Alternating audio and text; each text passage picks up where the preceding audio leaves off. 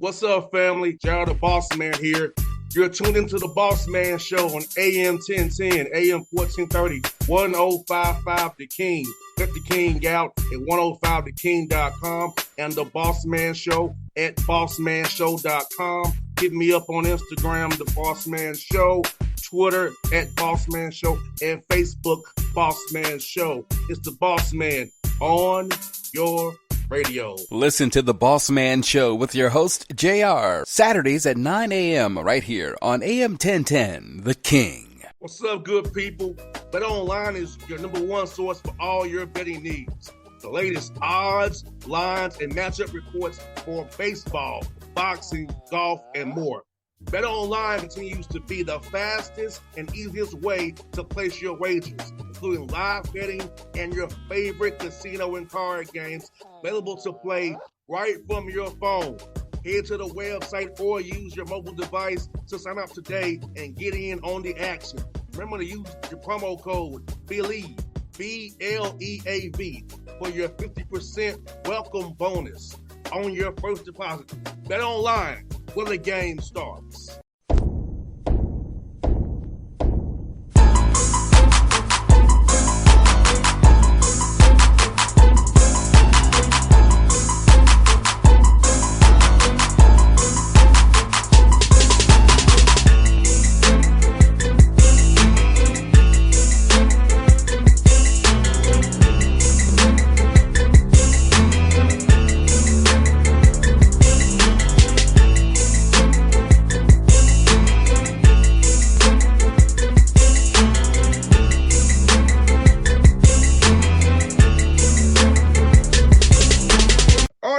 Back on the Bossman Show here with Northwestern State Demons, Forkham, Brad Laird here with the Bossman Show.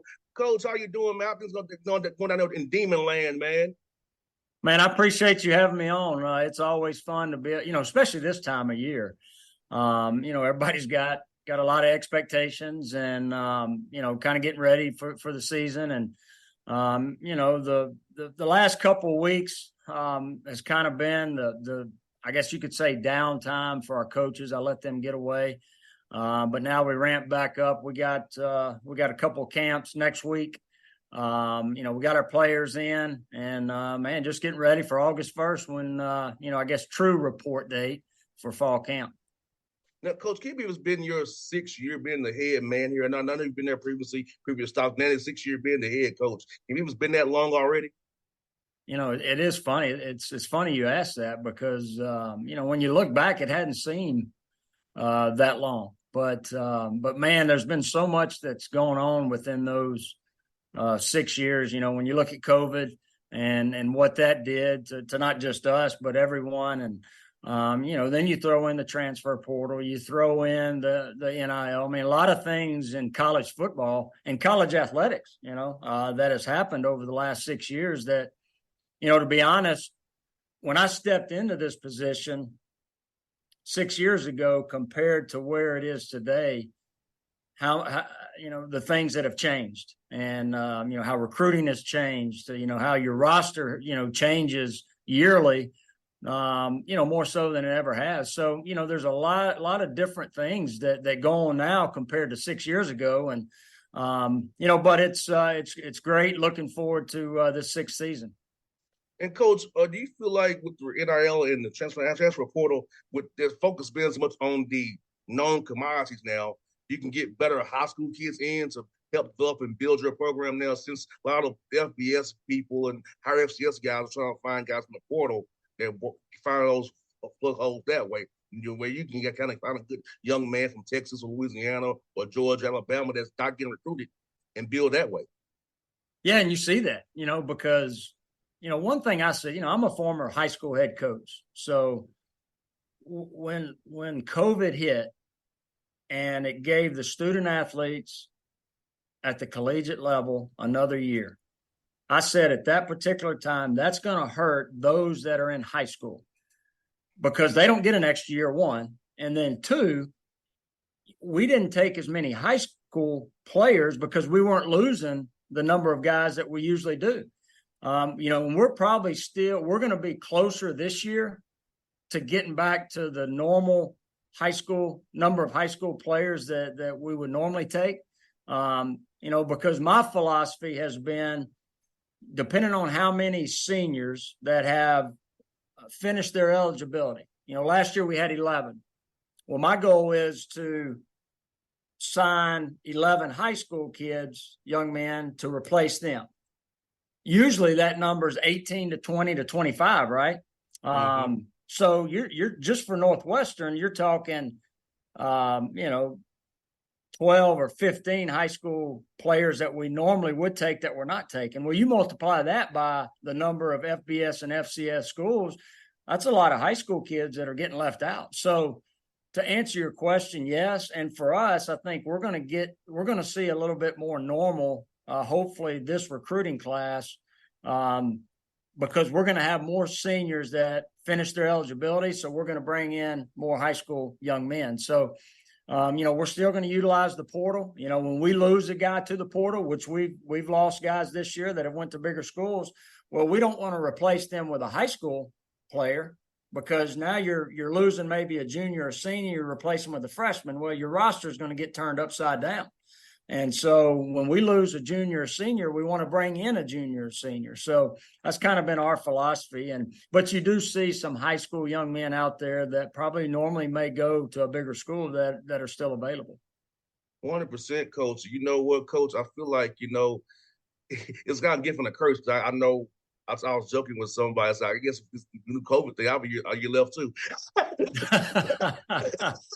So, I'm almost 40 years old. I got myself myself, but it definitely helps you develop that camaraderie, chemistry in your program, and keeps that continuity that you and I know playing football. That's very important, because when guys know what to do, they can play fast without thinking. They already know what to expect. They usually will play better. Yeah, and that's what's changed is, fall camp has always been important, as we all know, but now it's, we brought in 17 newcomers in January. All right. So the spring was important to make sure we mix the newcomers, transfers with the existing guys, because just like you talked about, that team camaraderie. Well, after the spring, we may lose some guys, so we're bringing in some more transfers. So fall camp, not only the X's and O's, but also the team building, because that may be the first time the entire roster is together on the field for a football practice.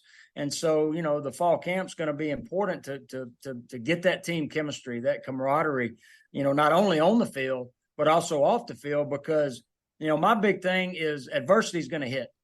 Mm-hmm. And just like in a family, and the closer you are as a family is how you're going to be able to overcome that adversity. And that's what we got to continue to build amongst this football team is that family atmosphere, working for one another, because it's only going to help on the field as well.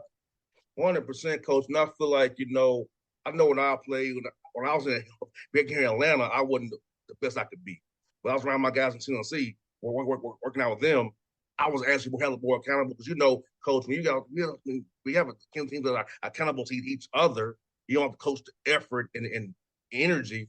That means you're a good team already, because teams I had where the coach had to really just be like, do this, we wasn't as good. So I think when you're around your guys, hold you accountable, you build that camaraderie, you build that oneness. So when things do happen, turnovers happen, you're still together. When a muff punt, whatever, we know stuff happens in football. So when all those things happen, you already have that callous that you're together and you're one and connected as one man, everybody with the same goal to win this game today. Yeah, and probably one of our most important, our most important hire was this January. I brought in a new strength coach, and because our players are with him and the strength and conditioning staff more so than they are with us. So what we've been able to accomplish from the strength and conditioning staff has really changed our team, because it's held people accountable, just like you talked about.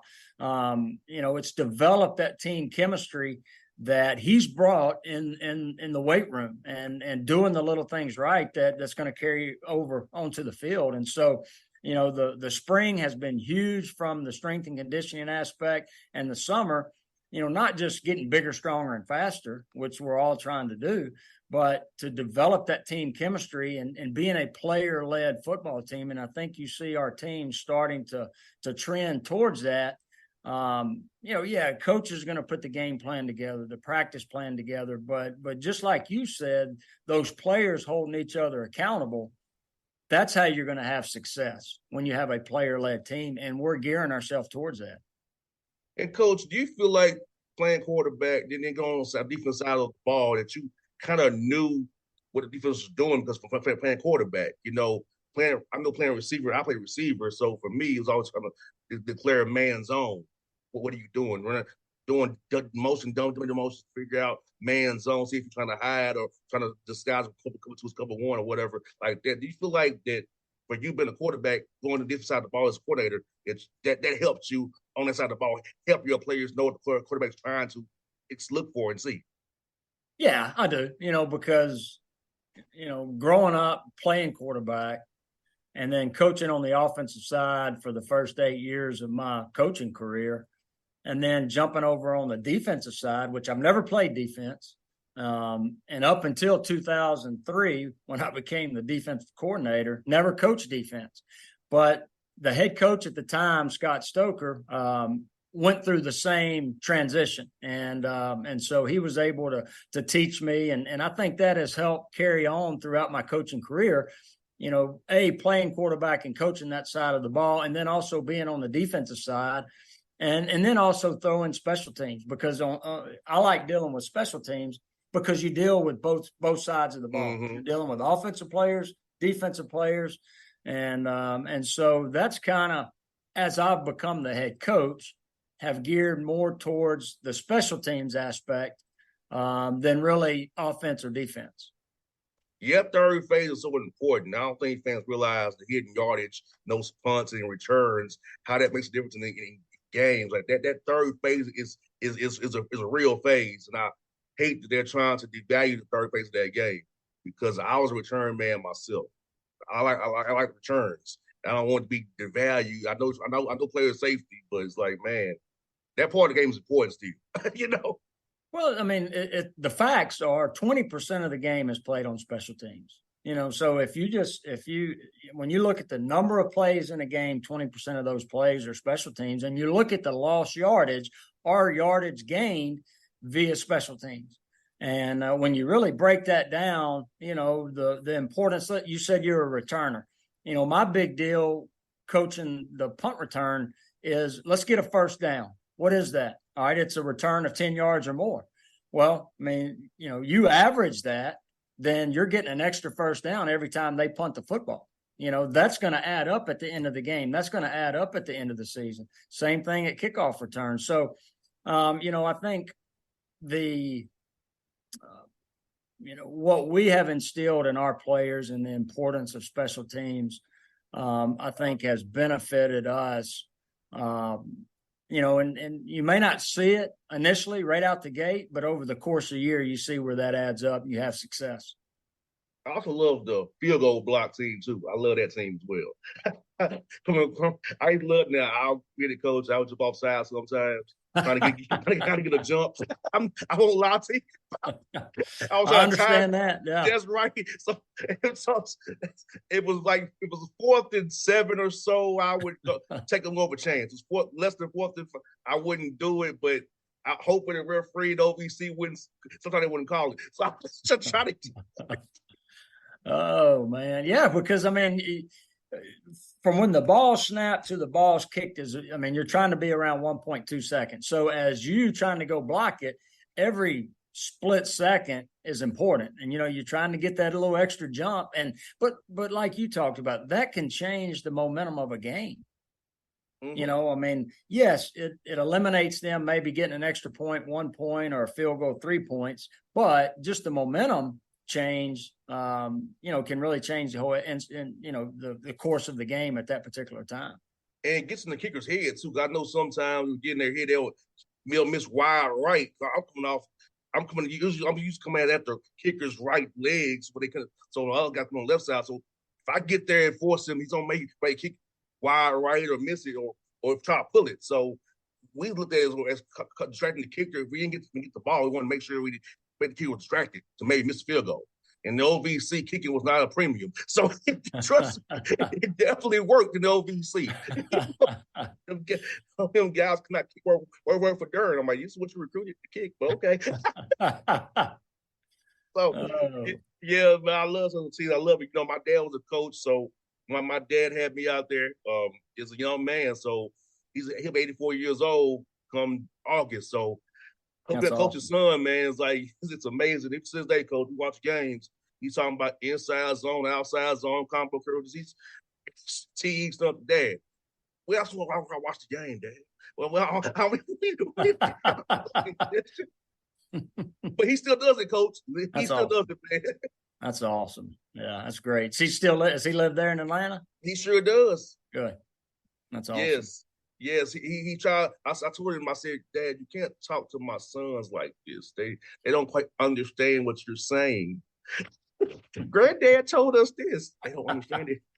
They don't understand. You can talk to them in simple terms, Dad. You can't tell them about certain things that we know about. He's talking to them like he's talking to you. Yes. yes. He's like, they're 8 and 4. Especially the 4-year-old. You don't know what he's talking about. But no, Coach, it's great, man. And I see a good non-con schedule, Coach. You got Lafayette, Louisiana Tech. I know you coach high school ball in Ruston there. Since you went for Austin, Eastern Illinois team, I knew do well from the OVC. So I probably had non-con schedule will help you for that play in conference and down there when you got to deal with Norfolk, you got to deal with Southeast Louisiana, all those different guys in the Southern Conference you got to play. Well, it's I tell you, it's a fun schedule this year. When you look at opening up and you got Louisiana Tech and Lafayette the first 2 weeks. Those are easy trips. A lot of times you recruit against them. Being in state, the Louisiana Tech rivalry goes back. Used to play in Shreveport every year at Independence Stadium, State Fair Classic, back in the 70s and 80s. When I was playing, had the opportunity to play them back in 1993 or 1994. So, a lot of history with Louisiana Tech, and then Lafayette. We played Lafayette not recently, but back in mid 2000s, we played them a couple times. So, those are great in-state games.